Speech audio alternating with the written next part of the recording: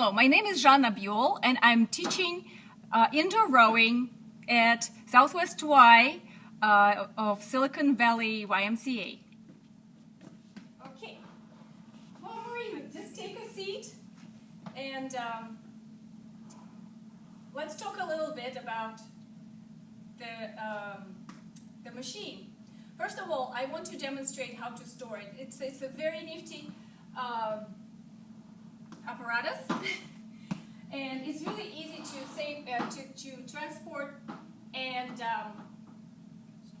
store. Thank you.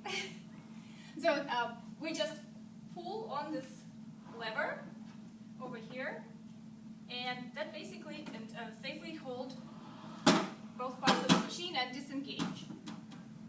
And then we make sure that a groove fits into a slot. Lift the lever back up, pull it together, and voila, it's back together. That's okay. There we go. There we go. It's easier than it looks sometimes. Okay. So let me just give a little overview of what we're dealing with here. So indoor rowing machines were invented to supplement rowing during the summer in winter time. So as a result, this machine, this wind-resistant machine, it imitates rowing on land as much as possible for rowing on the water. So athletes can continue training and imitate and be ready for summer months as much as possible. So Concept2 is a wind resistance machine, and a lot of resistance happens here in a damper. So we are looking at the damper with various settings, and we can see the damper settings from 10 to 1. So what does it mean? Does it mean that if it's a 10 we're working harder, or at 1 we're working less? Not really. The idea here is to imitate different types of boats. So if the resistance is at 10, let's say we're looking at rowing a heavy barge. If the resistance is at 1, it's a light scully boat. But most of us who row on the water, they would be rowing in a boat of 4 or 8. So the resistance between 3 and 5 is appropriate for anybody, and for beginner especially. So, so that's how we set our machine somewhere between 3 and 5. I put it between 4 and 3, and that would be our standard setting. So second, we need to make sure we're safe and secure in our foot flexors. So the strap should go somewhere across the ball of your foot, and if you want to get out of foot flexors, the movement would be up and out, so you don't feel yourself trapped in them. It's very easy, and when we have new people, we just show them how to get out of the foot flexors. This is a performance monitor. This is a really great part of equipment because it provides the feedback for every stroke, what you're doing, and a lot more. But we usually talk about a lot more later down the road with people who take our classes. First, they need to understand where the performance monitor should be. And it depends on the rower's height and anatomy. So roughly, we set the performance monitor somewhere on their eye level. So like in the boat, we try to keep our eyes on the horizon. So here, our focal point would be here on performance monitor. Plus, it helps us to explain to students how to position their head during rowing. And obviously, we want to continue looking in this direction and not nodding or lifting their neck. Not only it's not safe, but it also does not improve the quality of their workout. This is a handle. We want to hold the handle wide, but not too wide. And it doesn't matter really. There's no like hard and fast rule of how to hold it. I recommend holding it wide because it's easier to maintain alignment between the wrist and the shoulder. But where elbows go doesn't really matter. They don't have to be wide. They don't have to be narrow. If you're comfortable, that's good enough. All right, I want to quickly introduce you to, or the students, to parts of the rowing cycle. So rowing cycle can be broken into two positions. You can be up here, up close, with your legs compressed and your hips hinged forward slightly, at about, well, we have a clock over there, very conveniently, at about 1 o'clock forward at an angle. And when we come all the way to the back, then we call it finish.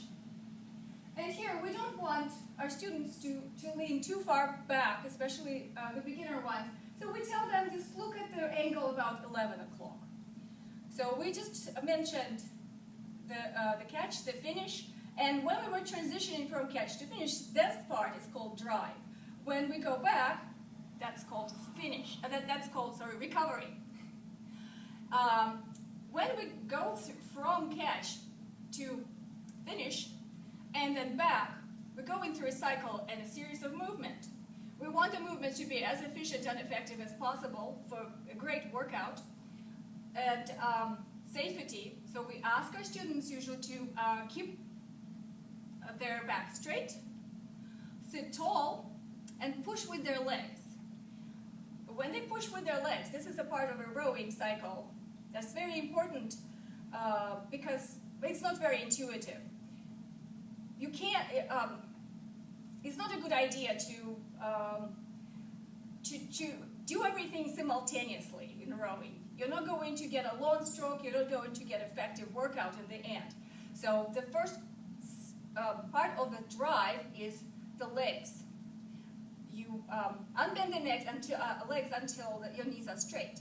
Then you activate your torso, your body, your core. Using your core, you lean back, and then you follow up with your arms.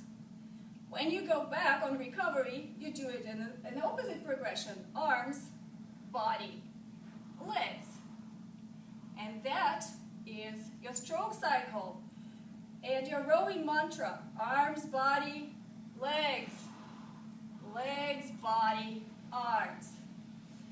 Let's have a little bit of fun and fine-tune our brain like orchestra is fine-tuned first before the concert, and have a couple of pig drills. We'll start at the finish, rowing just with our arms and body. So let's arms out, then body, then arms. And let's do it a couple of more times. Maintaining good posture, sitting tall. Imagine there is a glass of water on your head and you don't want to spill it. So that's how your head should be positioned. That's really easy. Let's add legs. We're going to come up just a little bit, just a tad, and we call it quarter slide. So we're going to go into quarter slide. So that's 1, that 2, and let's right up a little bit. And remember, legs, then body, then arms, and arms, body, legs, just a little bit. Good, good, good. Beautiful. Good job, Maureen. Now we're going to come up a little bit more. We're going to come up half the slide. And into, we're still at quarter slide. 1, and 2. And on this one, we come up half the slide, like this. And remember, arms, body, legs, legs, body, arms. Arms, body, legs, legs, body, arms. Because we do it so well, we can graduate to full stroke, to full length. So into, let's go to full length. So we're still at half slide. 1. Half slide 2. Good job. And full slide. Very good. Let's just go slowly, slowly, maybe robotically. Just to memorize, to let our body remember how it's done. Very good. And last time. Okay, so let's do a reverse drill. Come up the slide, fully compress our legs as much as we can. without leaning or reaching forward, still sitting tall. We're just going to uncurl our legs like this to come to complete straight legs. Make sure they're not bouncing. That wouldn't be good for your knees. And just give it a couple of tugs and a couple of pushes. So I'm going to ask you to look at your monitor in front of you and see the largest numbers and the largest in size rather than the amount. And then you will see a slash 500. That is where the split is located, so-called split, which is a time that takes you to pass through 500 meters. So can we make the split smaller? The smaller the split, the harder we work, the faster we accelerate. And that's where the workout comes from hard pushing to the back, from the drive. So let's try and push a little faster and a little harder and see what happens to the numbers. Are they going down? They're going down. That's right. They're getting smaller. Very good. 2 more. And that's it. We're going to add trunk to this. Going to go legs and trunk, and then back again. So that's where the ballpark of your work comes from, not really the arms. Oh, numbers are going down even more. Very good. So in 2, let's add arms. 1 and 2 and 1, and let's give it 5 strokes. 2 and 3. And 4 and 5. Excellent. Very good. And let's put our handle into a handle. Excellent. So let's do a little bit of rowing. We know everything we need to know almost. So at the top right corner, we'll see numbers. If we're not paying attention, that's okay, because now we will. So this is the number has S/M, which means strokes per minute. So we're going to pay attention to this particular number, because we're going to stay at 24 strokes per minute. So we're going to set our monitor for 1 minute of work and 1 minute of rest. And during the work, we're going to push away hard. We're going to use our trunk and our core to pull on the handle and then follow up with our arms. When we rest, we're going to do the same, but a little lighter. We're going to pedal. So how do we set our monitor? We click the button, menu back. Then we click the second button from the top on the right, select workout. Then we click the bottom button that says new workout. Now we go into find a button that says intervals time, which is the second from the bottom. And now we already have one blinking, so we're good here. We're going to click on the very top button 1, 2, 3 times. So right now we see set rest and a 0 blinking. Excellent. So we're going to press plus, which is the second button on the right from the top, 1 time. 1 time. We're all set for work. Very good. So we go, these are the intervals, and we're going to row through these intervals 3 times. So we're going to have 1 minute of work, 1 minute of paddle, rest, 3 times. So to start our workout, we need to press check mark, which is the bottom button on the right, and press. We're all ready to go. Okay, let's sit at the catch. And when I say row, we start rowing, and we start rowing hard. And let's go. Row.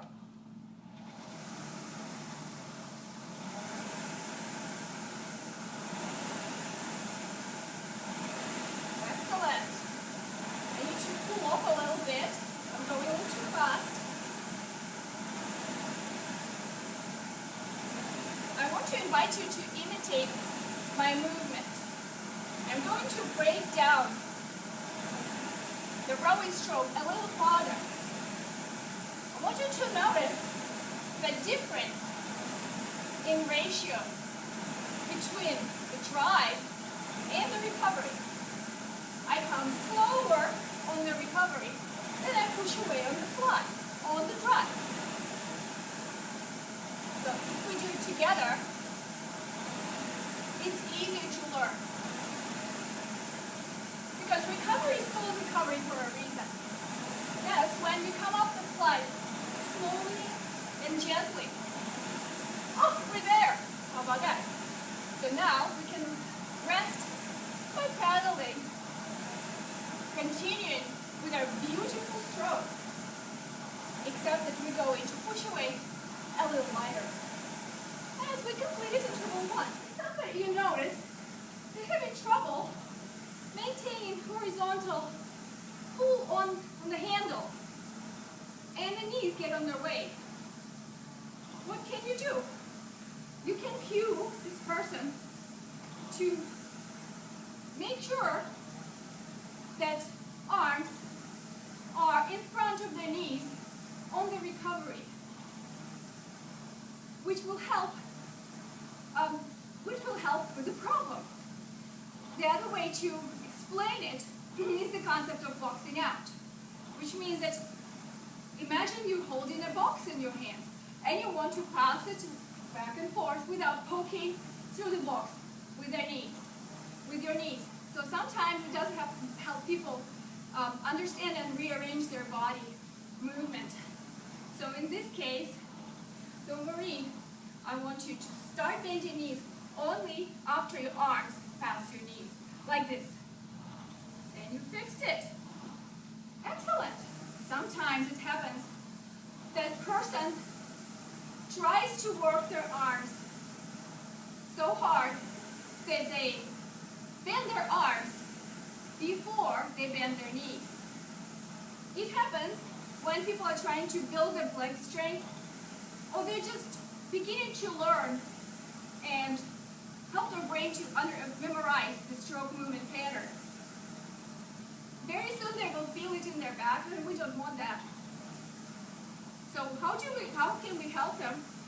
We can obviously ask them to pay attention to their arms and make sure that they're working with their legs. So we notice that right now we are in, we passed the interval 2, and we're resting. So this is a good time usually to come up and talk to people and help them with their issues. So make sure that you push away with your arms, then follow up with your fork, and then bend your arms. So this time, this is our last interval. This is the last hard interval. Very good. And I encourage people to row together. It's a great idea because not only it teaches students the correct technique, following their instructor, but also exercises mental control and body control.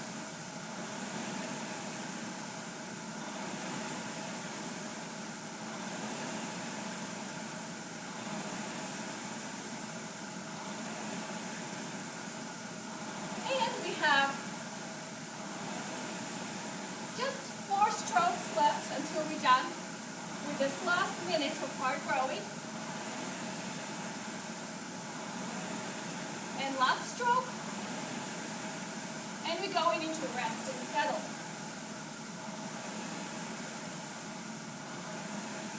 So Maureen, do you feel like you're working hard? I do. Are you breaking a sweat? Good, good, good. So now is the time to rest. And I wanted to ask you, Zhanna, what about this? If I try to just pull from the very beginning as I unfold my legs. Right, it happens quite often. It seems like I'm working harder, am I? You're working harder, but not as efficiently as you could. And in the end, you're not going to get a good workout because your shoulder will be so tired. And your legs will be underworked. So your arms will be falling off, but you might not be even sweating. So your heart rate did not come up, so we need to fix it. First of all, help to point to the mistake and maybe even pause the workout for this particular person and go over the stroke again. This would work probably if you have an experienced, seasoned rower in your class who can continue row and could be followed.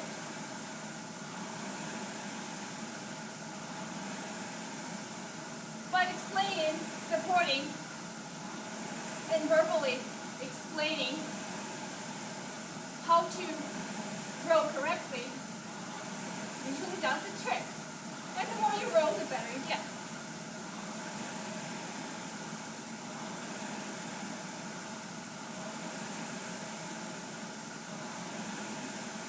Got it.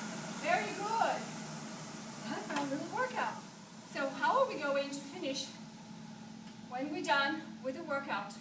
What do we do next? So we're going to put away our foot, our handle.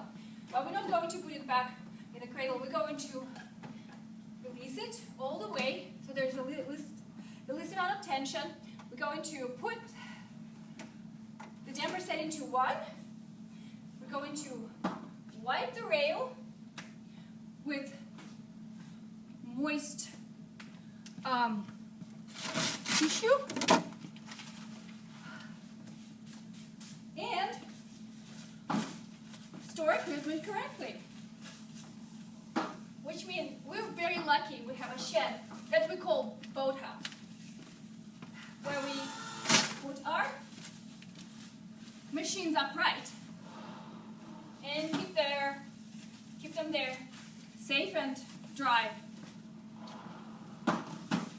Well, thank you very much.